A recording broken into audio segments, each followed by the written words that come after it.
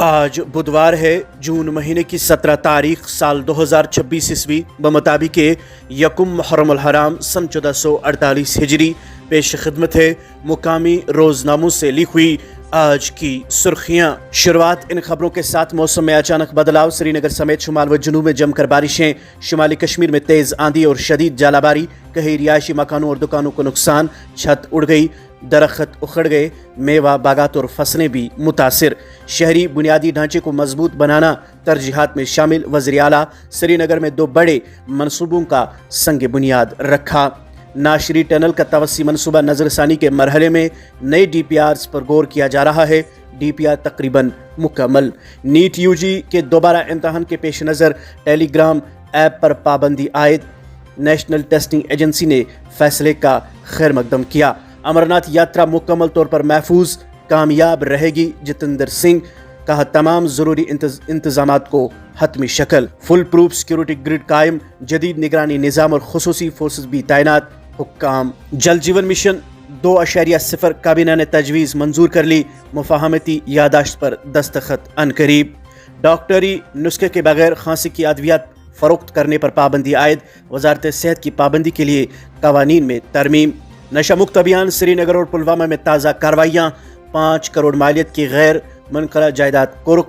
جموں صوبے میں اب تک 700 منشیات فروش گرفتار، 598 مقدمات درج۔ پنچ میں منگل کی صبح المناک سڑک حادثہ، 35 سالہ نوجوان کی موت، 2 دیگر شدید زخمی۔ نجی اسپتالوں کے 275 کروڑ واجب الادا، مالی چیلنجز کا سامنا، فنڈز کا حصول آسان نہیں، حکومت۔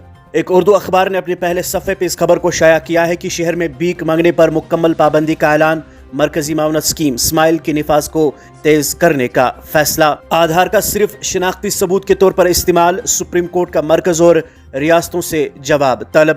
جموں و کشمیر میں جہیز کی اموات کے کیسوں میں سزا کی شرح کم، خواتین کے خلاف جرائم اور کمسن بچیوں کی گمشدگی بہت بڑے سماجی مسائل۔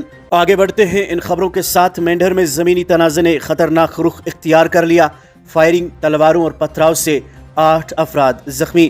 نوشہرہ میں 36 سالہ خاتون کی مبینہ خودکشی، پنکھے سے لٹکی لاش برآمد، پولیس نے تحقیقات شروع کر دی۔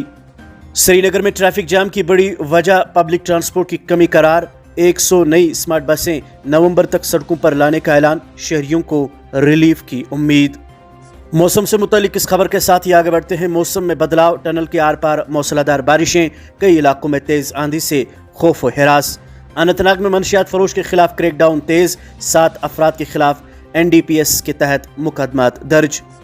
3 دنوں سے لاپتہ بڑگام کا شہری، لاش جیلی ڈل کے قریب برآمد۔